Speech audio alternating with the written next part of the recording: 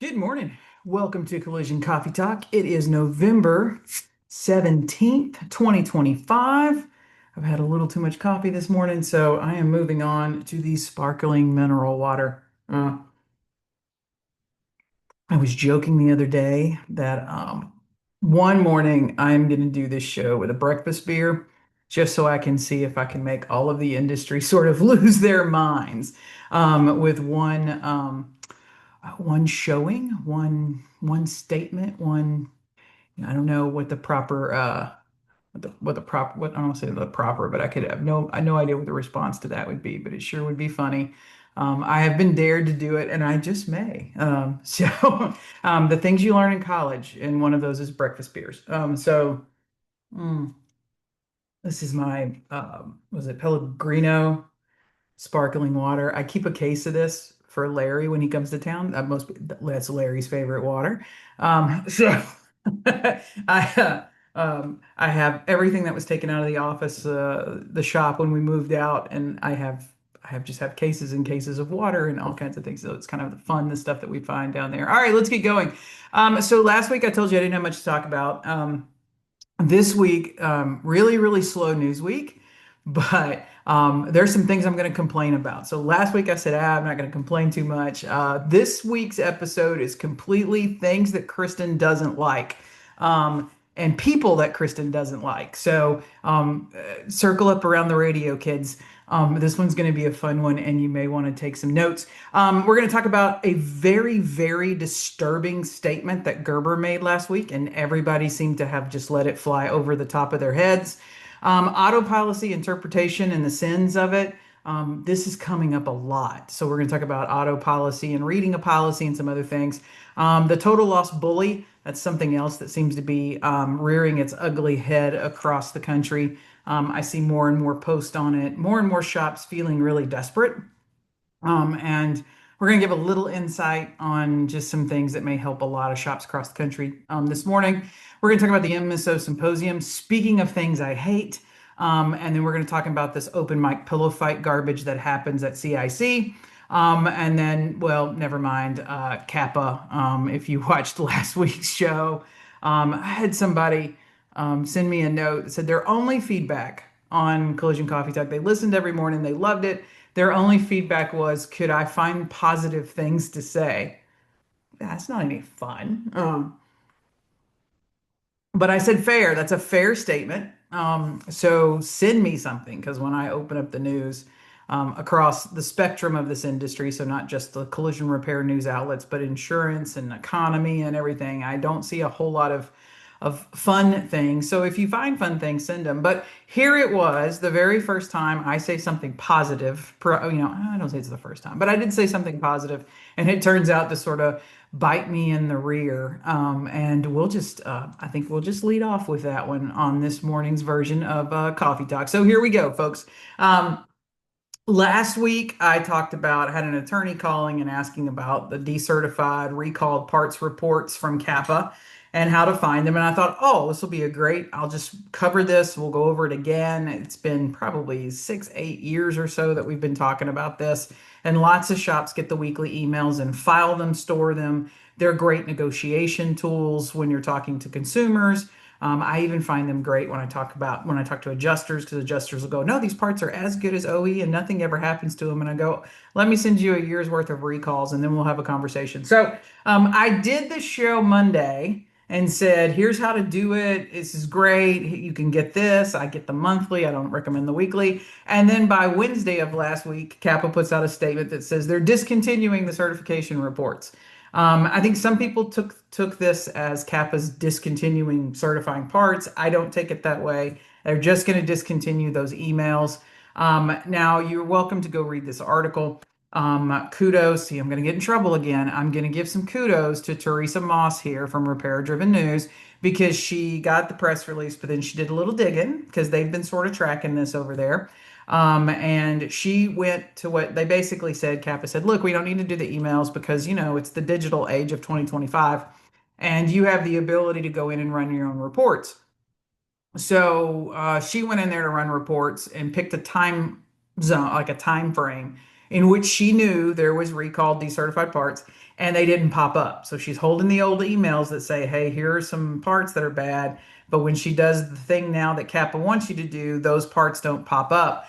Well, here's the problem with that. Um, who's going to just randomly search to see if anything they've ever installed is a recall? That just seems sort of pointless. At this, I gave you kudos for being very transparent and proactive in putting this out, and then now in less than 72 hours, you make a liar out of me and you take this away, and you tell shops, well, it's sort of still there. You can go find it. So, for those of you over the last 8 years or so who have been receiving the CAPA either weekly or monthly emails on decertification and recalls and all of those things, then I would strongly encourage you to do the same thing Teresa did. Go in there and enter timeframes in which you know you have things that should pop up and see if it does.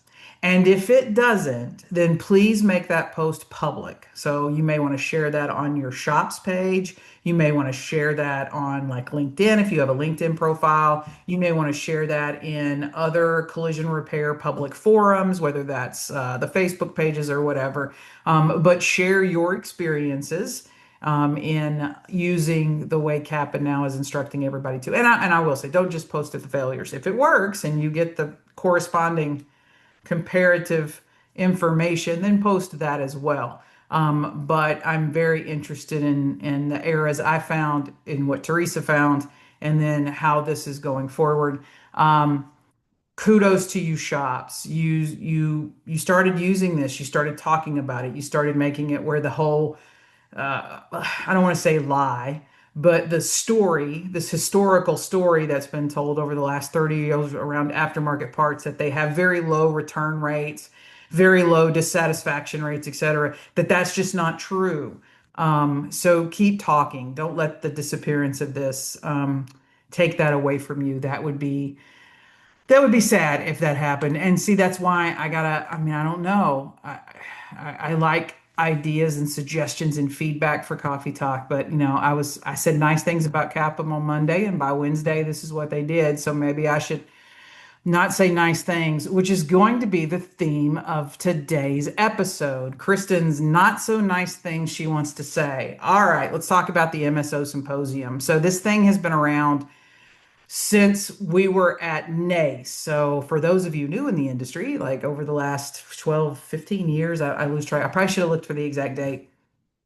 Our industry trade show, the one a year, the big blowout, used to be NACE, and NACE would happen at the same time of SEMA. It just would happen at the other end of the strip. So SEMA was going on at the Vegas Convention Center, and NACE was going on down at Mandalay Bay. And it was a great show. It was collision repair only, very specific, very targeted audience. Oh, now, every trade show, if we went back to like the 90s and then compared them as they dwindled down in the 2000s, the shows got smaller. Customer touch points got more frequent. Like there was, the internet and some other things allowed the use of the internet and videos, and a lot of things allowed companies to have more touch points to their audience besides just having to do trade shows to be customer facing or reward your customer, so to speak. NACE was amazing. However, we had that start of consolidation, and when it first started to kind of hit, and it was like Service King, and you had this Autobody America, and you had the Calibers, and so there was this march to start buying and gobbling up independent collision repairs across the country. A group of individuals that were really good in the industry, had backgrounds with MSOs, right?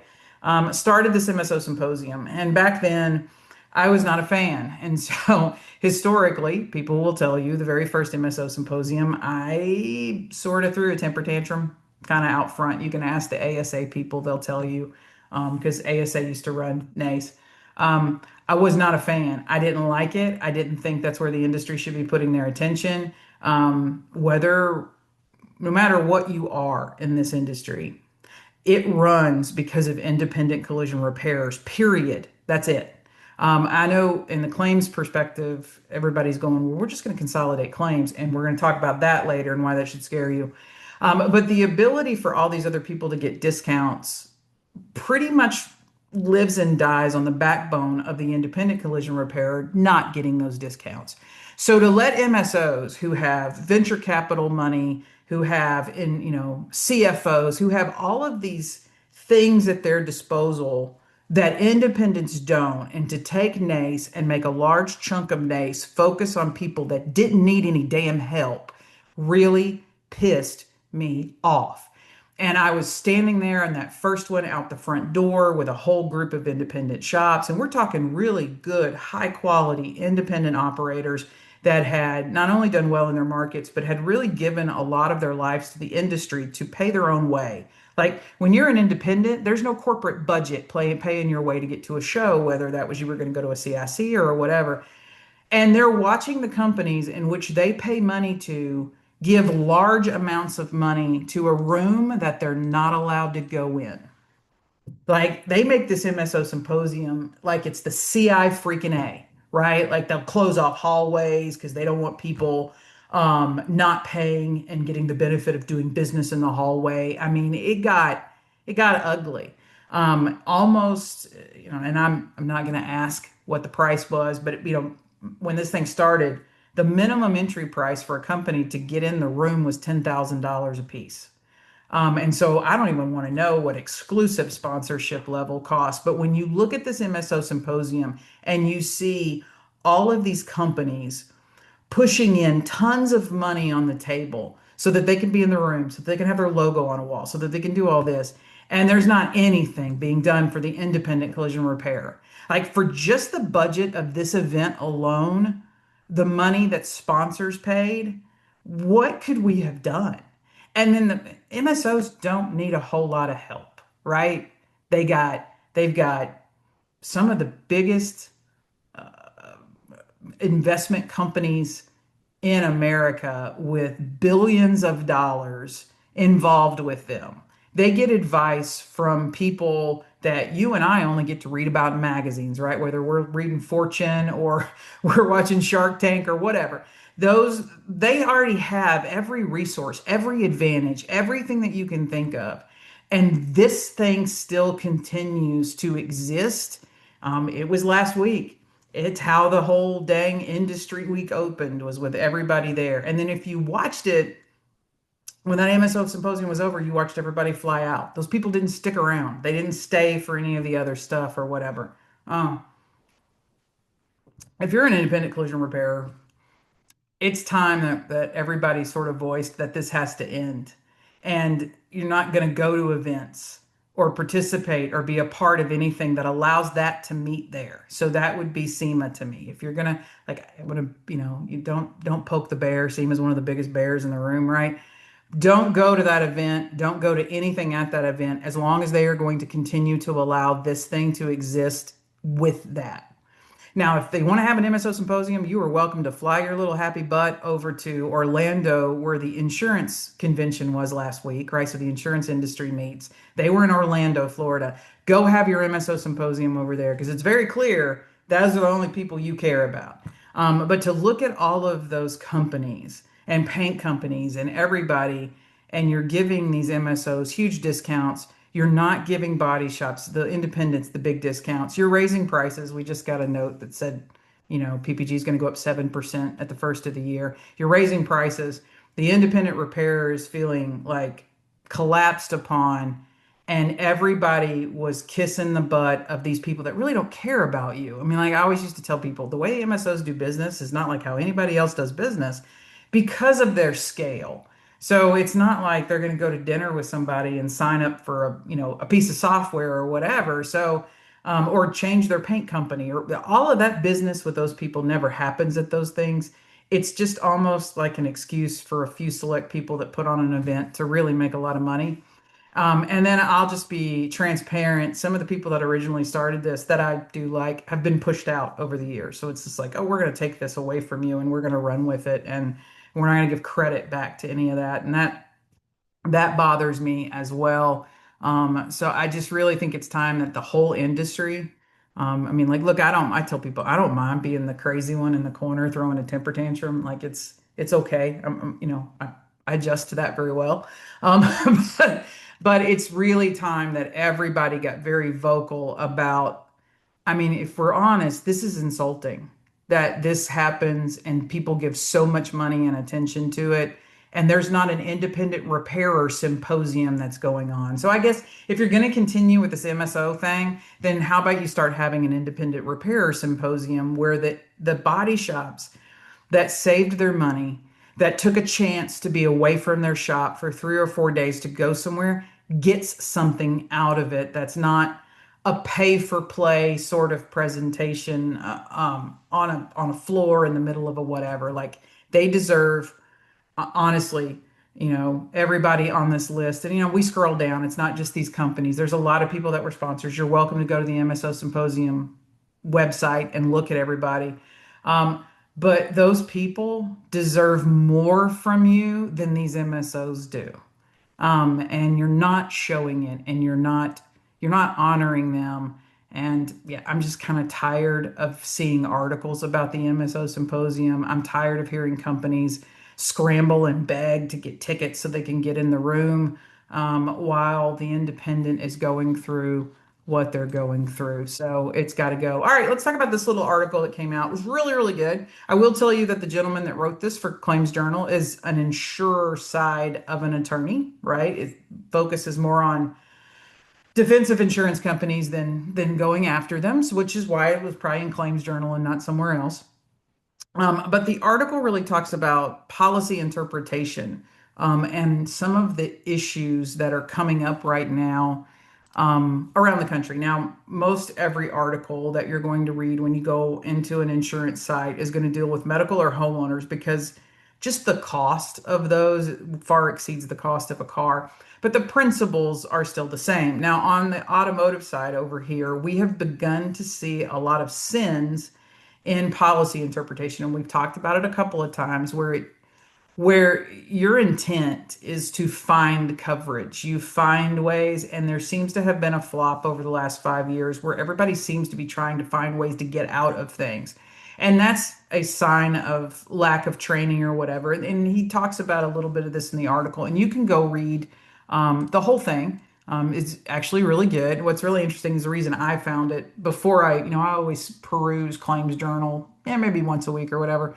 But I found it because an attorney that focuses on suing insurance companies had reshared it and said it was a really good article. And I was, so I found it a little sooner than I probably normally would. But um, we are finding, specifically around right to appraisal, this new trend of trying to deny and using policy language as a way to deny. Now, this isn't necessarily a new trend, but particular insurers are doing this all over the country. And it's like the same emails. And so it feels very, very scripted, very like singing from a hymnal, like someone got a bright idea that we're just going to start doing this. Now, we covered I think it was a couple of years ago, Mark Olson was on a discussion with me and Larry and talking about an insurer that was trying to use proof of loss, as a means of denying. But let's just talk about Progressive because over the last probably month, I have this influx of emails and messages, DMs or whatever, of people that were saying Progressive is denying right to appraisal. So, they went a round of handling them and they get, I would say RTA gets expensive for an insurer, right? You always end up paying more on the claim. I found it interesting, and one of the testimonies in Texas from an insurance company was they didn't want that right to appraisal legislation to go through because it was going to mean they were going to be paying more. And I'm like, you just admitted you're not paying claims right. Like, how does that work, right? But so we're going to talk about this. So this is really what sort of happens. You have a customer that invokes the right to appraisal, and then an insurer will try to get creative on reasons or why they're not going to do it. One of the latest trends is this using policy language or using some policy wording. So this case, and I'm not even into protecting people anymore because, old Schwarzkopf, although that was a great general. I don't know if they're related, but if they are, great general, bad adjuster. Okay, so um, you wrote this email, so you're going to own it, right? So this customer gets to the middle of the appraisal process, right? Progressive comes out couple of times, inspects the vehicle, writes an estimate. It's not close to what the shop wants, so she invokes her right to appraisal. And as soon as she does, they deny it. And here's why they deny it. They basically say Progressive will not be proceeding with our end of the appraisal clause as there is no proof of loss to that area in question. Your policy states appraisal clause can come into effect if we cannot agree on the amount of a loss without us being able to truly see what, if any, damage is behind the door. There is no real loss, in quotes, present. Therefore, we cannot proceed with our end of the appraisal clause, like I mentioned, if the body shop will do blah, blah, blah, blah, blah, blah, blah. All right. Um, Lots wrong with that interpretation, and this is not the first person with not even just Progressive that's come back and said, oh, we don't think you have a loss. All right, well, now we're grasping at straws and we're trying to interpret policy language, so let's play into that a little further. um, we know you had damage, and you have damage in that area, in this case, a door, because you physically came out and inspected it, you took pictures of it, and you wrote an estimate. So it's not like, let's say I said I needed a transmission and you wanted to say, well, I need you to tear the transmission down. We need to know why the transmission isn't working, right? Like, is it water? Is it wear and tear? Is it, what is it? What made the transmission stop working?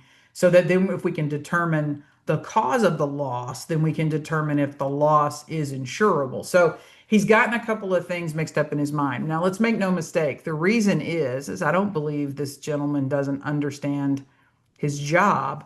I believe that they were specifically trying to figure out how not to honor a policy provision instead of honoring the policy provision. And when you get to trying to figure out, you think you're crafty or you're cute in trying to find a way that you're going to deny something, you will walk yourself. I used to tell adjusters all the time, you'll walk yourself right into a bad fate.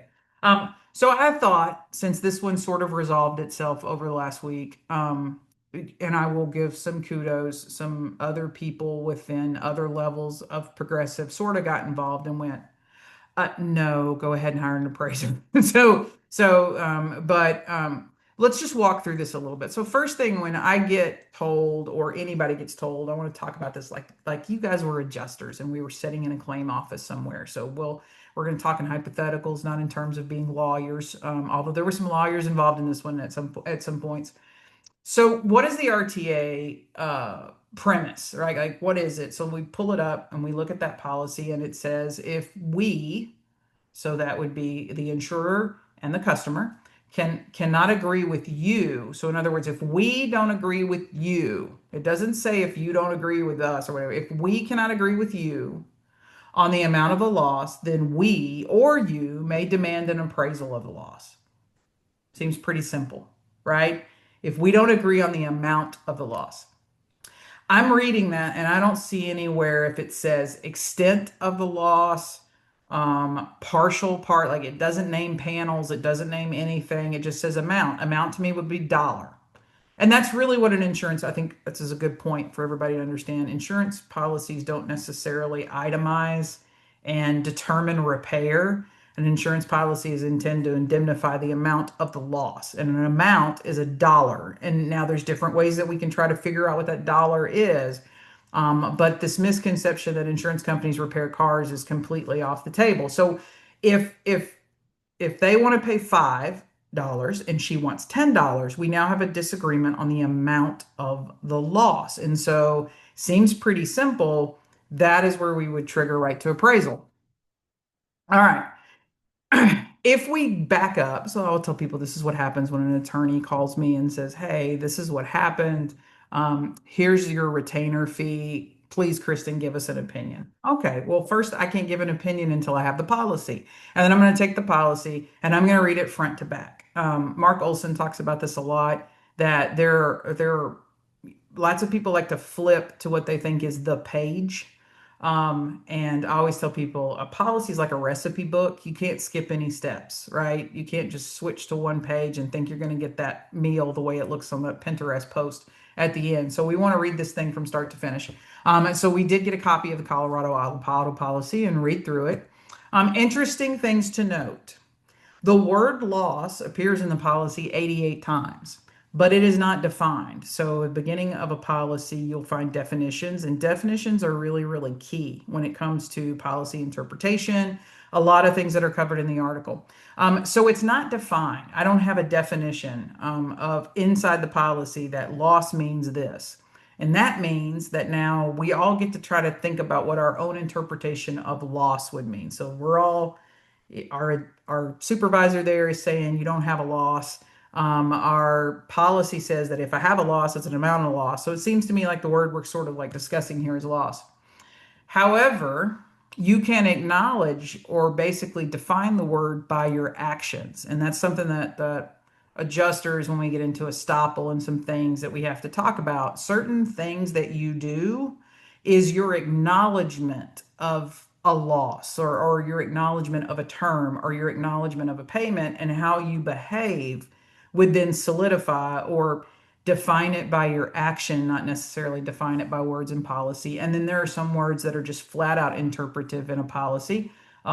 Just the Chadwick versus State Farm lawsuit that settled a couple of months ago discussed that it all hinged on what the definition of actual cash value was, and some things. So when we look at their policy, because it's not defined, in other words, I don't have a bold things that are usually in bold when you read a policy have a definition somewhere in the policy. So you'll see covered auto, non-owned auto, custom parts or equipment are in bold, and that's usually an indicator to me to go, oh, there's a definition somewhere. So let me go back to the appendix or the definitions and read them. Loss is not in bold, so there is not a definition. So now, what is a loss? The purpose of a policy is to pay for loss, right? That's why we have them. So if I go into physical damage coverages, it says if you pay for the premium for this coverage, we will pay for sudden, direct, accidental loss. We'll pay it to the covered auto, including an attached trailer, the non-owned auto, and its custom parts resulting from collision. Okay.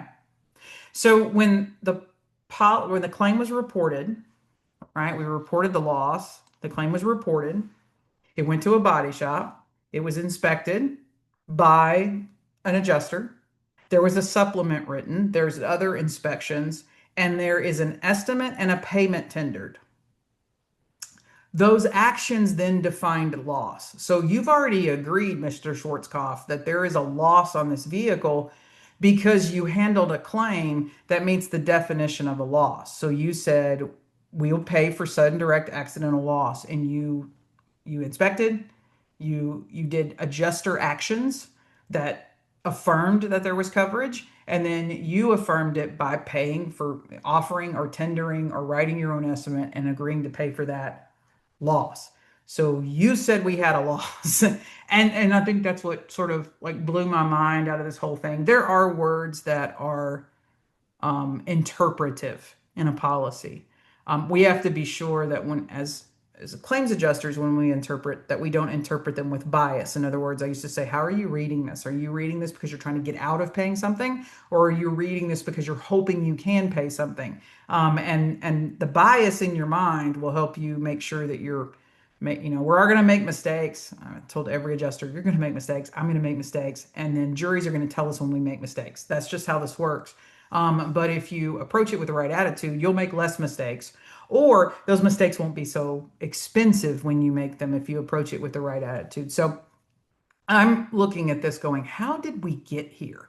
Well, there's pretty much no way to say it. We got here because someone sitting in a chair far above a supervisor said, we got too many RTAs. This is getting too much attention. Shops are using it. You got independent adjusters and everybody sort of advertising that they're going to represent people in RTAs. And I think that's great. There's too many of them. It's costing us too much. We got to figure out how to get out of these. And quite frankly, a lot of people probably would have said, we're not honoring your RTA. And I get this a lot because I get calls from customers that say, Kristen, the insurance company said they weren't honoring our RTA. And this appraiser that we hired says they can't do anything for us and they're not giving us the money back. And I go, hold on, why did they say they're not honoring the RTA? But I was just really kind of surprised we got here. So where did that go from there? We had a very good, so what's the way to put it? There was a really, really good customer in this thing, and she was very good at advocating for herself. So I'm going to show you the letter that she wrote back, or the email that she wrote back to Mr. Schwarzkopf here. Hello, James. Thank you for your time and explanation. Unfortunately, your interpretation of loss, in quotes, and the language of the policy feels subjective to an open legal interpretation. I really love this customer. Like, I think I want to send her flowers. This feels highly questionable, especially as you are not an attorney. Specifically, if you are using your personal interpretation of an undefined policy term to attempt to deny or refuse a policy benefit, it would appear as though you are intentionally seeking to avoid a duty that a policyholder has a rightful action to. Okay, if I'm a claims manager and I'm reading this, I go, oh crap, she's already talked to an attorney, and I may, if I don't right the ship, I may face a bad faith case. And if I've pulled this trick on other customers and they didn't know better, like she does, and they went away, I may have a class action bad faith. And if this has been done in other states, it may spread itself somewhere. And when you get an email written like this as a claims manager, your head should pop up like a meerkat on the plains and suddenly go, bring me the entire file. We have to do a file review. All right, let's go on. She says, I believe in your mind, if there is no loss, in parentheses, then there is nothing that triggers the clause within the policy. So basically, him quoting the right to appraisal says that you're trying to say there's no loss, which because you say there's no loss, then there is no need to do a right to appraisal. Okay, that's his interpretation of that language. However, if there was no loss, then there would have been no coverage or a claim. The policy language of Progressive is clear. If you pay the premium for this coverage, we will pay for sudden direct accidental loss. Progressive has inspected, estimated, and offered payment from the policy for a loss. Your handling and communication is reinforcement that Progressive agrees that there is a loss to the insured property. This should clear up any misinterpretation, misapplication, or continued denial of the right to appraisal. The damaged property has been made available for physical inspection by myself and the shop. In addition, detailed photographs and diagramming have been provided that clearly outlines why each line on the estimate is needed. There is much more in this dispute than just the doors, something you are keenly aware of. Now, let's go back to the policy. Really, this woman is my spirit animal. Really. It clearly states if we cannot agree with you on the amount of the loss, then we or you may demand an appraisal of the loss. In summary, there was a covered loss on the date of the incident, April 12th, 2025. Progressive opened, inspected, and made an offer of settlement. That was your determined amount of the loss. So, in other words, when you offered to pay your estimate, that's what you said the amount of the loss was. I disagree with your amount offer and am demanding an appraisal of the loss. Please choose and assign your selected appraiser within the next 5 business days. I have copied a representative from the Colorado Department of Insurance. This is, I always tell everybody, once in a lifetime, you get the dream customer and you're like, I really like this woman. but, mm. And I used to tell every one of my adjusters, you never know who is an attorney, who is the nephew of the insurance commissioner, who is the nephew of the governor, or what. You never know what somebody is. So don't ever assume based on what you think they're driving that they either have value or they don't have value, right? This was a Hyundai. So don't ever make that assumption because that will end you up in a lot of trouble. And sometimes we do have that bias. We think if the car's of a lower ACV or maybe the car's older, we think that those people aren't as important. And we treat people that own expensive cars like Mercedes or whatever, we treat them differently because, well, maybe they're a doctor, maybe they're a lawyer. No, they're just leasing it and they're in the same amount of debt that somebody else over here is.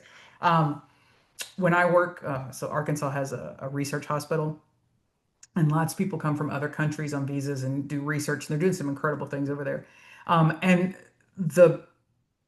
I always say when I meet with the biggest, most impressive, most intelligent brains over that are doing all this research, they're driving Toyotas. And I mean, like, it's, I think at some point, those people are probably smarter than a lot of us and they don't need the image. And they're just like, why would I waste that kind of money on a car? So that bias can come into play. But this is a wonderful customer. And I thought she did a very, very good job of sort of, okay, I see what you're trying to say. You're trying to say that in your interpretation of your policy is that we don't have a loss. And so I can't use RTA. I thought she did a great job of sort of making the case for why his interpretation wasn't great. So that should have been it. Nope, nope, nope. He doubled down. Angela, as we have discussed previously, we will not be moving forward with the appraisal clause for damages to your vehicle. We have addressed the damages related to your loss, and no proof of damages to the claimed area has been provided. I've copied my manager as well as our property damage manager, Brian Snyder, should you have questions. So basically, old James here just threw the ball. You can throw somebody under the bus, but when they're above you, you throw them up to the bus, basically. He's waving his hands up in the air and saying, "You need to talk to my boss," because which is basically, I didn't make this decision. This is what I was told to, which is then what makes me, when I got a chance to look at it, go, someone somewhere, either it's this Brian or it's somebody above him, got the bright idea that they could get out of RTAs by using this sort of approach. It didn't even make sense. Like, there were some other things in the emails that are like, you're so reaching. Like, this is going to be such an easy bad faith case because nothing you're typing is actually making sense. And she's being very detailed in her responses. That it doesn't make sense. All right, so let's go back to our article, discerning the sins of the auto policy. Um, oh, so, whoops, I got too far ahead. Too far ahead. Okay, all right.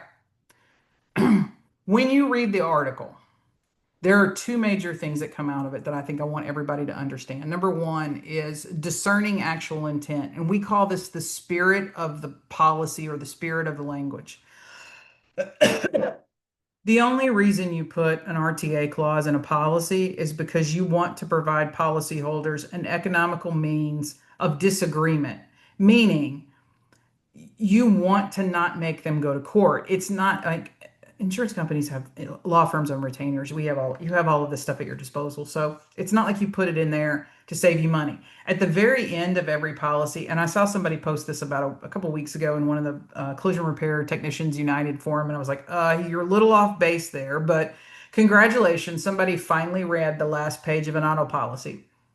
And for most every carrier, the very last page, the very last paragraph says, if we can't agree, you can't sue us. We have to go to arbitration. Okay, that paragraph is meant to prevent large lawsuits. It's a preventative measure so that you can sort of get a chance to look at it and resolve it without it going to a jury and possibly getting punitive.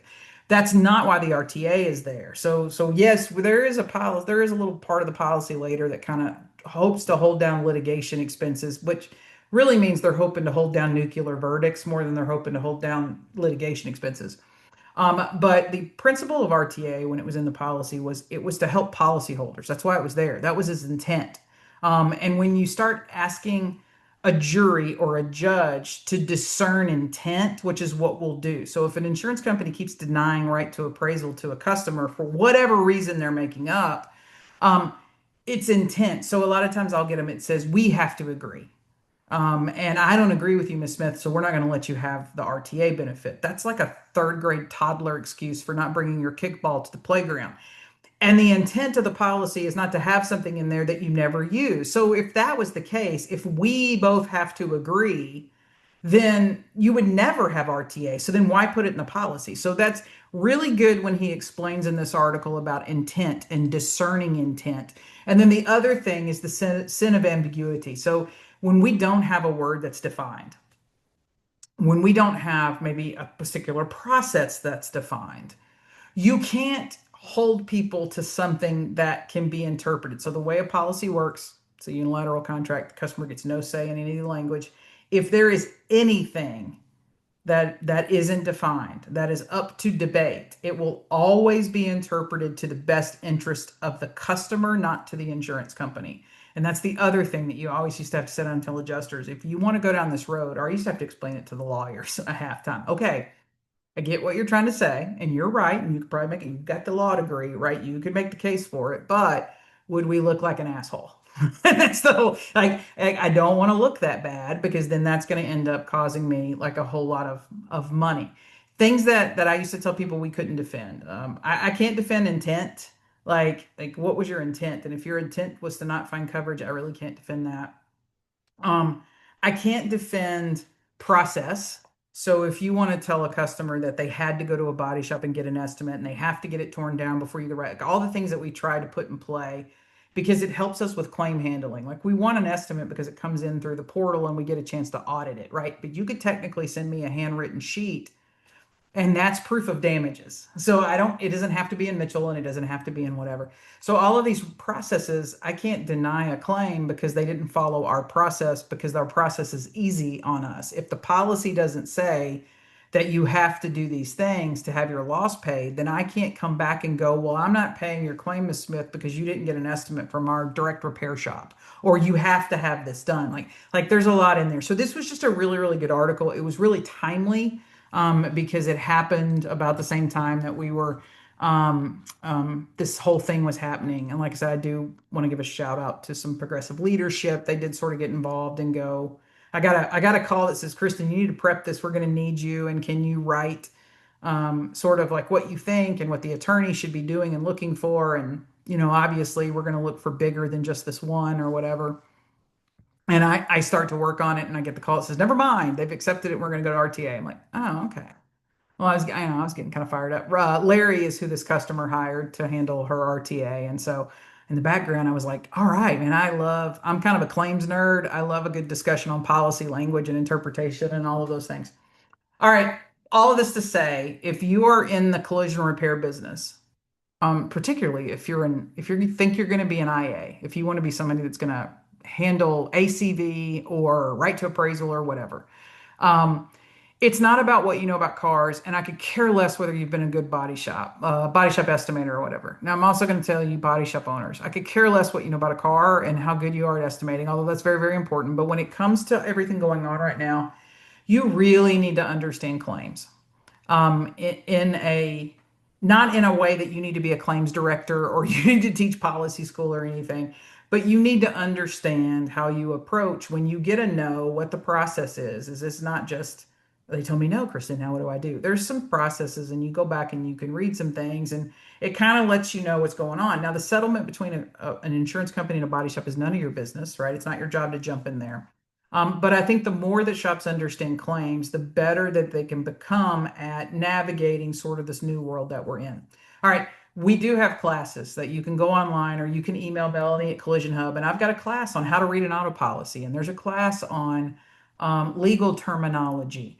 And there's a class coming up here in the next, it'll probably be ready about the middle of December. It's basics of claims. So it's the same like 3 days of training that I would give a new hire in a claims department if they got hired. But we also have this group. It's $50 a month per rooftop right now. It's on sale. So it didn't used to be this cheap, but it's on sale, and I'm going to leave this thing on sale for a little while.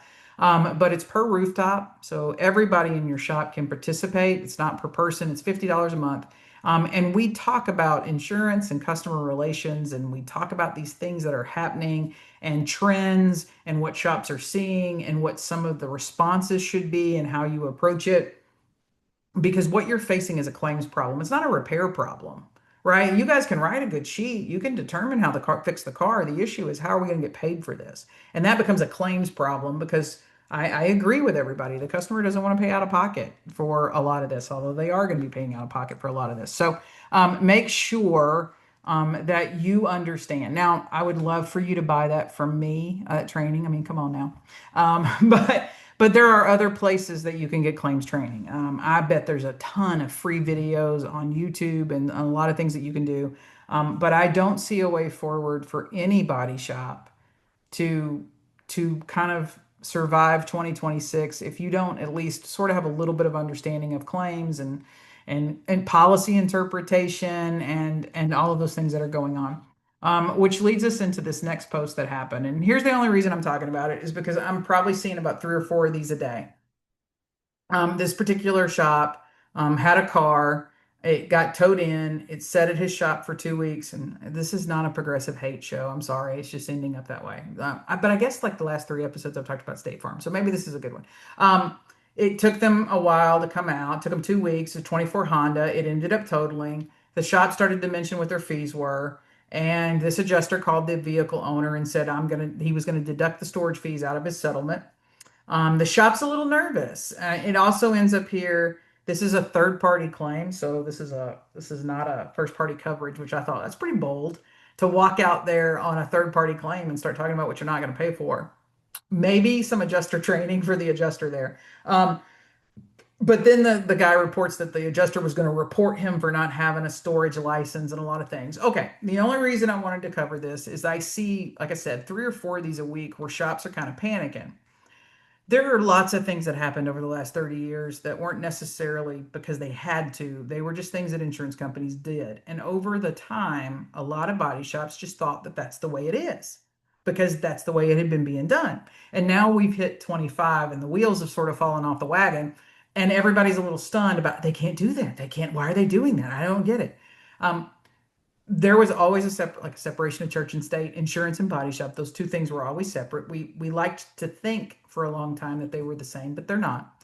Um, and this sort of bullying techniques are scaring a lot of shops. And I get it when an insurance company comes in and says we're going to report you to the state or we're going to do whatever. That's scary. Oh, I totally understand. Like nobody, even if you think you can win, you just don't like the whole thought of having to go through that. So, and then you hate the fact that your storage fees are going to affect the customer. Believe me, insurance companies are very aware that the only person that's still really face to face with the customer is you. Like I'm sitting three states over on team 47 answering the phone. The customer's not going to come to the parking lot and beat me up. Now, in the old days when we had claims offices, yes, customers showed up in the parking lot. It was very interesting. And I was always the one that would run out there and look at the guy that was 6'6" and go, you better get off my property. Um, but we don't have that anymore. There's not necessarily claims offices that people can pull up to, right? So that really means the face to face is between the body shop and the customer. And so, well, I'm just going to make the friction be about the body shop and the customer. That's sort of the easiest way to get out of the claim, so to speak. So, um, just a few notes. One, if you're really, really having problems or you're really in a panic, please email Melanie. She's got some great information. We also have Holly. She can help you 20 something years working claims for all states. She understands claims as well. But let's talk about the total loss bully that's happening right now. And this is kind of fun about Collision Hub. Everybody hates the bully until you need the bully. Um, and everybody has a lot to say about how Larry is a bully. But I promise you, everyone in this industry, when they have a court case or somebody comes after them, they really want Larry on their team. And everybody hates the bully till you need one. And now the insurance companies have become the total loss bully. So how do we counteract that? Well, number one, you need to know your state laws on consent and non-consent towing. That's the first thing. And then you need to know what your storage facility requirements are. So just about every state has some laws on the books that have to deal with non-consent towing and storage facilities. And those are the people that the state police or the city police or whatever calls out when there's a car abandoned on the road or you're illegally parked or whatever that is. They've got some rules so that there can't be predatory towing. I've worked in a lot of cities. New Orleans was one of them where predatory towing, if you parked like even legally, they'd still come snatch your car and then tell you it was $700 to get it out of impound. And it was just so everybody's got rules. And there's a reason New Orleans towing rules have changed. But you need to know as a body shop which ones you have to do. We posted an appeal out of Ohio, so it was a case that was on appeal where an insurance company was trying to claim that a body shop couldn't charge the storage and fees that it had charged because of a statute that existed on non-consent towing and storage facilities. And this judge very eloquently wrote that that's not this case. A body shop is built for the intended purposes of repairing vehicles, not to tow and store them. Therefore, they're not a towing and storage facility, and that they are owed these charges. It was a really great ruling. Um, I'm very excited about it since it's an appeal, which is really great. But you need to know what those are so that when somebody's threatening you, you know what's a barking poodle, which is versus what's a barking pit bull, right? Like you need to kind of understand those. And then one, it'll help with your anxiety level. Number two, you need a solid services agreement. That's a contract, not a direction to pay or an authorization to repair, not a car that sits in your lot for 3 weeks that you don't have any signed paperwork on. That legal services agreement needs to address total losses and legal actions by insurers. So the great thing about Erica Eversman's contract is it basically says if the customer settles the total loss before you're made whole, that they're responsible for everything. In other words, an insurer likes to say they like to go over here and settle the total loss and get the title and then come back and tell a judge, well, hey, we're entitled, we own this vehicle and we didn't enter this agreement, and that's how Replevin works. So you need some paperwork there. And then that also says that if the insurer tries to take legal action against the body shop, then the consumer, the vehicle owner, is responsible for those legal fees. And that really makes an insurance company put the brakes on because part of the intent of an insurance policy is that I don't cause damage to my customer. Well, if I get them sued or they have to pay my legal fees, then that's causing harm to the customer. Third, your fees should be clear. In other words, it shouldn't be something that you come up with once somebody calls you and tells you the car's a total loss. You shouldn't be posting online, hey, what are some things you guys charge for? But your fees should be clear. By the way, I do have a case in which an insurance company is suing a shop and they have a screenshot of a post he made in one of the Facebook groups asking other people what he should charge. Yeah, you're not going to win that one, is what I've told the shop, and you probably should just figure out how to get out of it. I think the insurer wants to make an example of them. But anyway, your fees should be clearly communicated. Don't wait until you have to be asked for them, and you should be sending your fees at least every 72 hours. Now, a vehicle that gets on the lot starts incurring fees. It doesn't, I don't know whether it's repairable or non-repairable at all. The fees are the same. If a shop chooses to absorb fees, because our intent, I have a right of expectancy of damages is what one of the clauses are in the contract that says I'm expecting to repair this vehicle and reap the profits from the repair. That's my expectancy of damages. Anything that interrupts me from being able to actually see the fruition of that intent, you owe me money. So it's like you can call them total loss fees or you can total them loss of revenue, whatever you want to call them. You're paying me, which is the other thing I love about that thing. But you need to make sure that you've kind of got it outlined that if anything interrupts it, I'm getting paid. So that the only way to do that is you got to communicate those fees every 72 hours. The customer should be aware.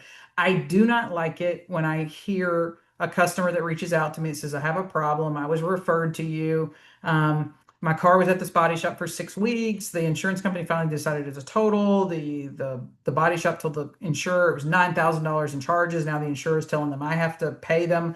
I don't understand how there's $9,000 in charges. I hate those calls. You should never have a customer that even has the opportunity to reach out to me to tell me that they don't understand the charges that have been incurred. So it starts incurring them and do those every 72 hours. It needs to be clearly communicated. I recommend templates. Not everybody's a good writer. And if you're going to have multiple people in your front office sort of doing the same things, then you need to standardize the ways in which they communicate. And then number four, how the insurer settles with the customer is none of your business, right? You're not an attorney. You're not a public adjuster to legally represent them. You don't get to have a say in those discussions. So stop worrying about it. Your only thing is what you are owed, how that is settled out, not your monkey, not your circus. Now, I understand that we all love our customers. And well, I always tell people, I promise you, I love your customer more than you do. But I get that, but not your problem. So don't let yourself get so worried about the punishing of the customer because that's being used against you. And you have to know I'm entitled to my services and I'm entitled to what I do. If an insurance company wants to be a yak and punish customers because they couldn't handle the claim fast, they were too dumb to know it was a total loss, whatever the reason is, then that's not my fault, right? Like you can tell a customer that they should seek advice from an attorney. You can tell them they can call the Department of Insurance. I mean, you don't have to just say, I can't help you, but it's not your problem. And you have to stop feeling guilty because that's what the insurance company wants. They know that you're face to face and they know that 9 times out of 10, you guys will just eat it because you're afraid. You're afraid of this customer talking bad about you. But then if 45 to 47% of reported claims become total losses, some of you won't stay open unless you make money on your total losses. So it's not about the customer as much as it is about being responsible to the people that draw a paycheck from you or that you're supporting, and whether that's, a small business and you're just supporting your family. Okay, if you're starting to experience problems with total losses, if you don't understand contracts and agreements, if you don't understand how to do templates, if you don't understand how to do any of that, we can help you out with it. In fact, there's an entire page of the Collision Hub website that is just dedicated to total losses and file documentation. And Melanie, because she's awesome, made a bundle, and you get three different groups of classing. And I don't want to know. I'm looking at this collision repair legal training, I think is 12 videos. The total loss bundle is another four. And then the constructive total loss class is what, so you're probably talking 10, 15 training videos in that bundle. It comes with the legal contract, and it also comes with email templates. So all of that's in there. And so that form communication kit is included in that coffee bundle that you see there. And that constructive total loss class is included in that coffee talk bundle. If you want to know more, you can just go to the website and visit the total loss page or email Melanie. But I'm sensing all this angst and people now posting multiple times a day. So all of that stuff that everyone said was never going to happen to them, and well, it's happening to them. And so I would recommend, definitely, even with repair, you can't go another day without having a contract. All right, I'm gonna get on my soapbox and talk about people I don't like. I don't like SCRS. I'm just gonna say it out loud and to everybody. They don't like me. I don't like them. It's not like this is a secret. But this is the stuff I hate. So CIC does this open mic thing, and everybody can go up to the mic, and you're allowed to like have like a minute or so to make a statement. It doesn't mean you're. It's just a statement. It's almost like posting it on a social media wall. That's about as worth. That's the same. So open mic's really worthless. It's absolutely, I call it a pillow fight, because nobody in the room is listening or gives a shit about anything that's being said at the mic. Pretty much when open mic comes up, everyone's already out of the room anyway. They're anticipating a break that's coming afterwards, and they want to make a run for the restrooms, or they want to be the first to get a cookie or a cup of coffee. So typically, if you looked around and saw a live camera view when open mic happened, it's not usually the most full of the room. But the insurers don't give a shit about anything, and most of the insurance company people that get to go to these events don't have any say or power or anything anyway. So for an association to take an open mic moment, to walk up to the open mic to say this should really make a lot of shops mad. It shouldn't. This article sort of ran, and lots of people ran it like we were supposed to be in the back clapping that SCRS was taking a stand for the industry. But this really isn't a stand. When you go to an open mic and you say, at SEMA, Collision Industry Conference, a group of people called a trend sudden and concerning that insurance companies were reducing rates across the country. And they issued a warning that it threatens the shop's sustainability and technician retention.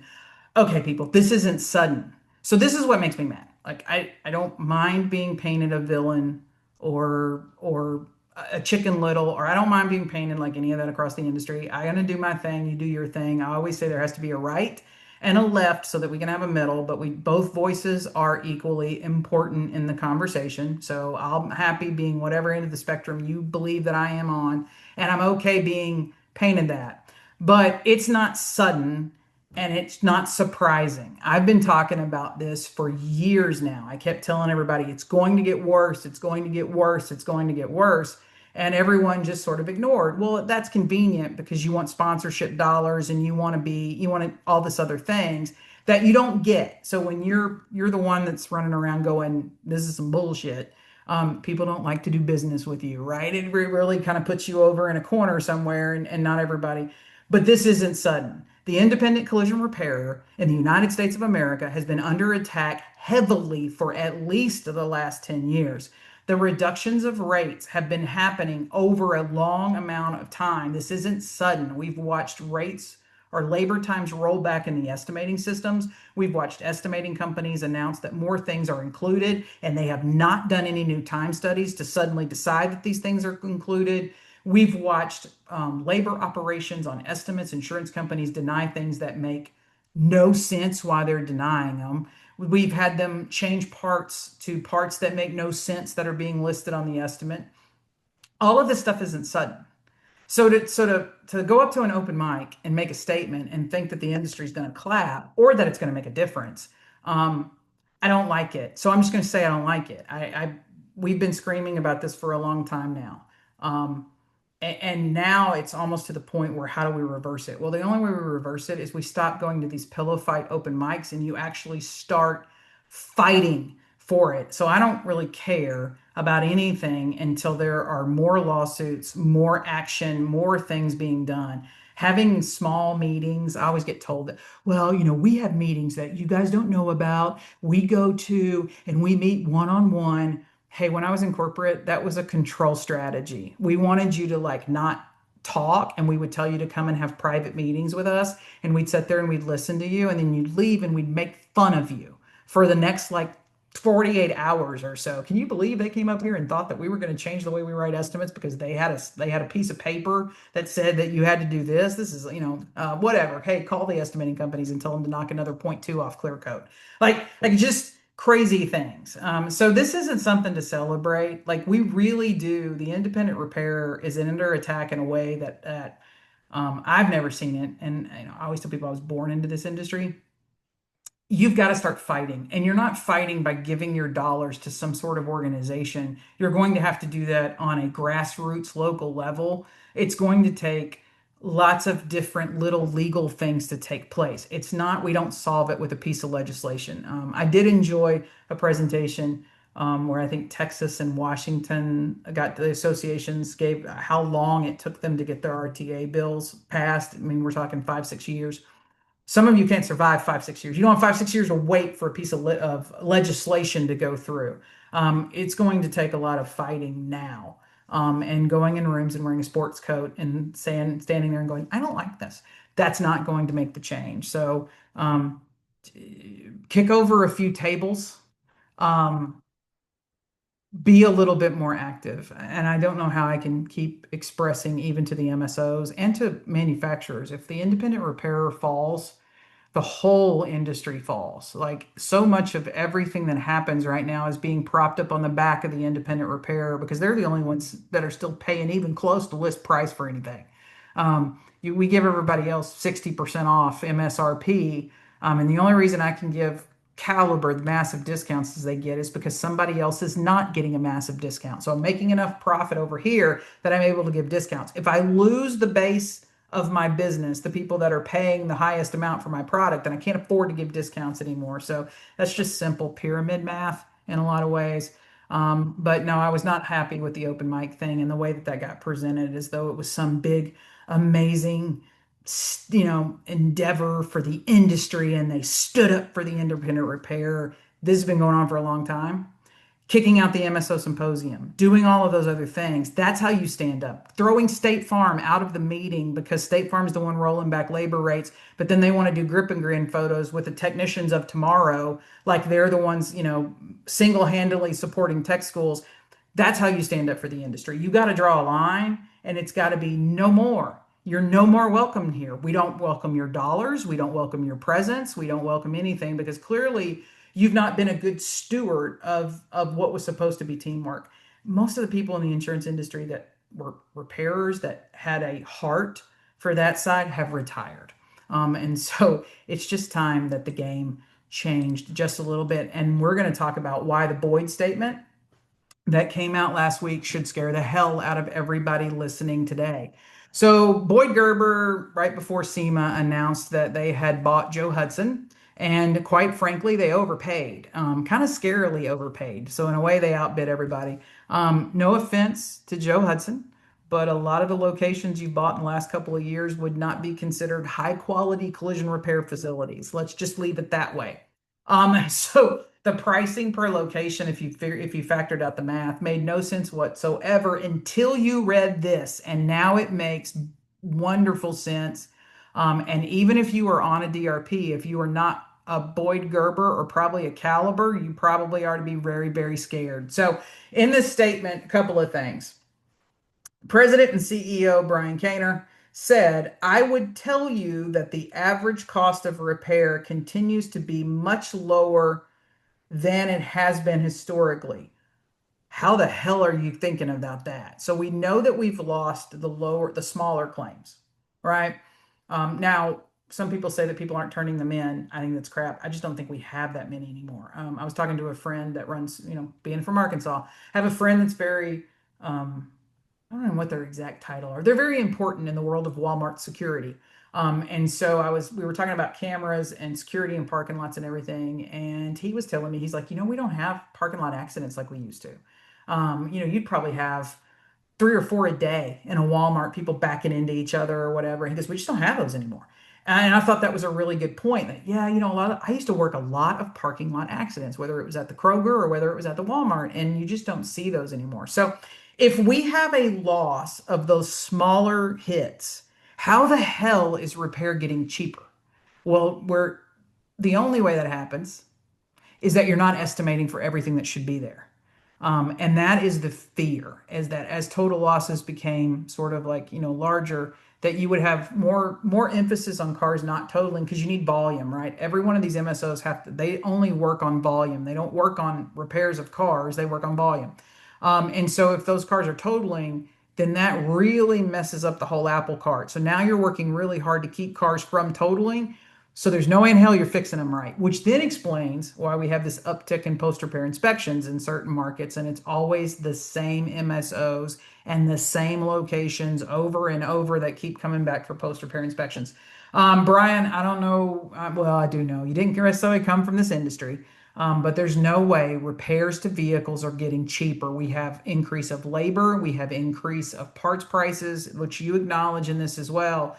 The only way that repairs are getting cheaper for or going down for you is you're not doing something right. You're not fully estimating the cars. You're not using, um, well, we know you're not using the right parts, but whatever. Like that shouldn't happen. So to make that statement, that number one tells me that our group, our MSOs, or this group is very concentrated on trying to reduce total losses. And that is a legal problem. So we go back to intent. If we talked about the insurers, your intent should not be to save a car because then that's going to tell me you skipped steps. Like, I get that it's a hardship on a customer when a car totals. I get all that, specifically now with interest rates and all those things. And that's what we talk about in the constructive total loss class, but it is what it is. It costs what it costs to fix it. And if you are going to like try to save it, you still have to do everything to the car, but you have to have somewhere where you acknowledge that you're not charging for that. How you're going to work that out internally, I don't know. Okay, here's where it gets really bad.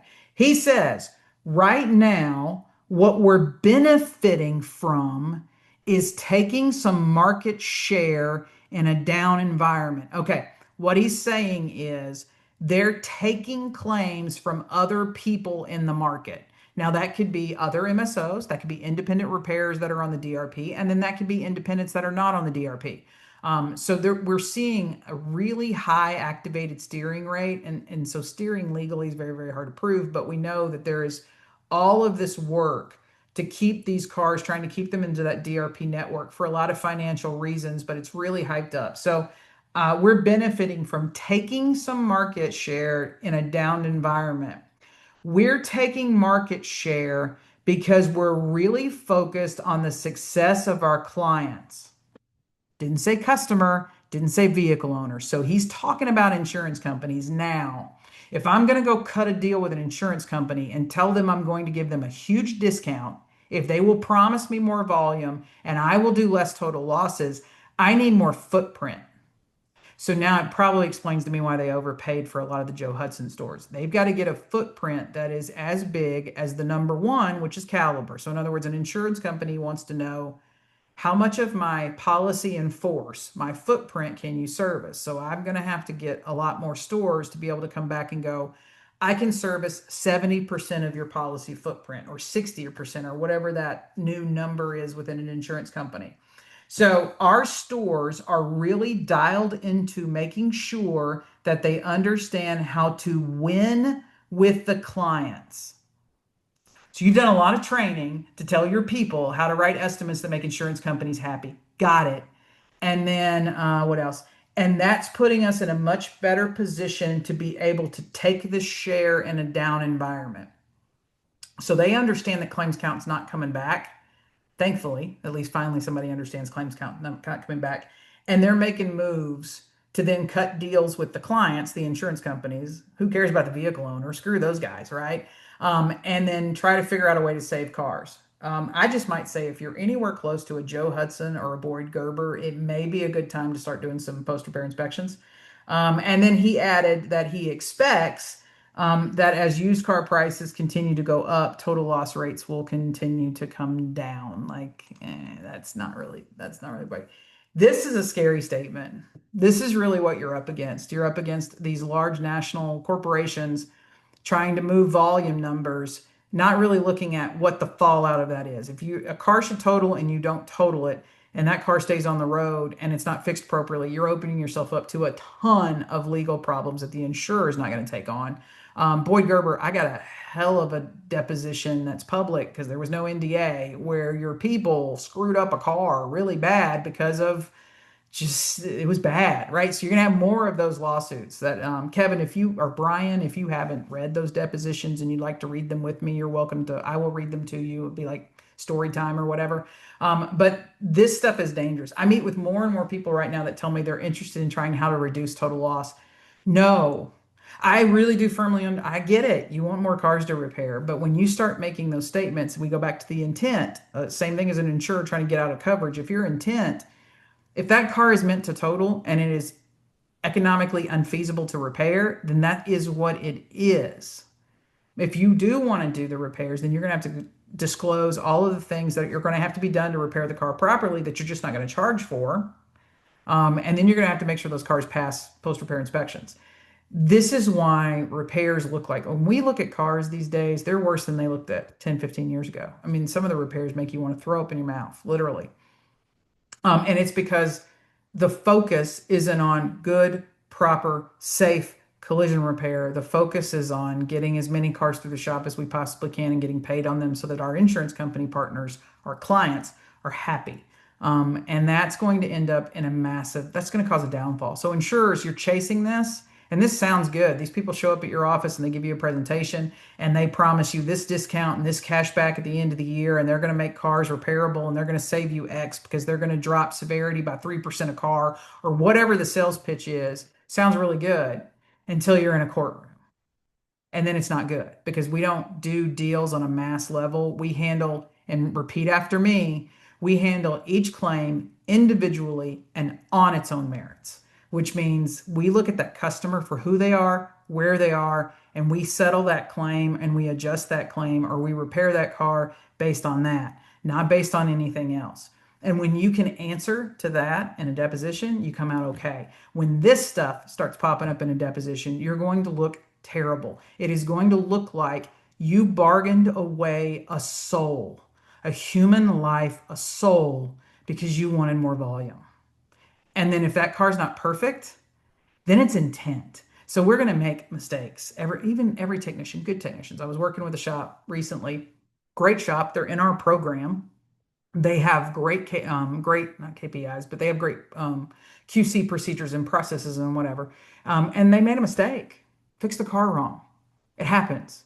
But they had great processes and they had the intent of what they were doing was there and was right. And then it was an easy one to settle and walk away from. When you have this stuff going out there, this press release should have made a lot of people angry. I was surprised it went out there, and the only thing I saw people focusing on was that why estimates were getting cheaper, not the fact that that third little paragraph or that other little paragraph down there about them taking market share in certain areas. So lots of things to think about as you get this. I told you I was really fired up this morning, like I'd moved on from coffee. I'm just tired. I'm tired of the I told you so's. And I'm tired of the people that over the last 4 or 5 years have said a lot of very negative things that are now suddenly circling them back around and asking for help because it turns out we were right. So um, you we're at this very sort of precipice. Every industry goes through these life cycles where you reach these pinnacle points, right? Tipping points. There's a great book called Tipping Point. Gladwell is the author. Every industry will hit these, and we're really here. 2025 is really going to be one of those years that we can mark on the calendar and go, from here on, this is what it is. Please fight.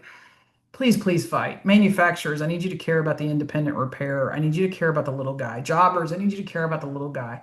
Little guys, I need you to care about yourself.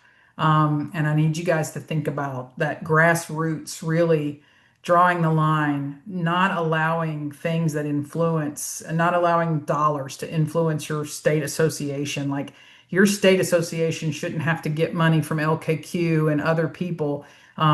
You guys take care of your own, so to speak, and control that and fight for things, and that's where we're going to make the changes. There's no national association coming to save you. There's no litigate or legislation that's going to save you. Legislation is long and it is a hard fought process, and usually to get it passed, you're going to make some concessions, you're going to give up some teeth and some things here and there. So please, I've said it for the last 3 years, and I've gotten a negative reputation for it. What you allow will only get worse. It will not get better. I said this was going to get bad. I said it was going to be worse than any of us could ever imagine. Um, and I will be the first to say, when I first started seeing labor rates being affected, I didn't think they would go as bad as they've gone this year. To have $10 to $15 per hour taken away in certain areas. Um, that's big. And but just know that that's not what's happening to the MSOs on what they're doing. So they indicated in that article that they're getting some increases in their rates. So most of you are getting decreases, and some of these MSOs are getting to have a better perceived labor rate because of these deals they're cutting. So even those of you that have stayed on DRPs, you're being punished and the MSOs are being rewarded. Stop the MSO Symposium, stop all that stuff. All right, that's it. That's my soapbox. Please have a fantastic week. Obviously, Melanie is the smartest person here at Collision Hub and keeps us all organized. So if you have any questions, comments, concerns, or if you want to share with me good news, I'm trying to think of who else I could say something positive about that might, if I say positive about CAPA and they stop the emails, maybe I'll say positive things about something else and it'll stop. So I don't know. If you've got some good news, we'll send it to me. Maybe we'll just around Christmas do a good news episode and that's all we'll talk about. So you guys have a great week and I will see you later. Bye.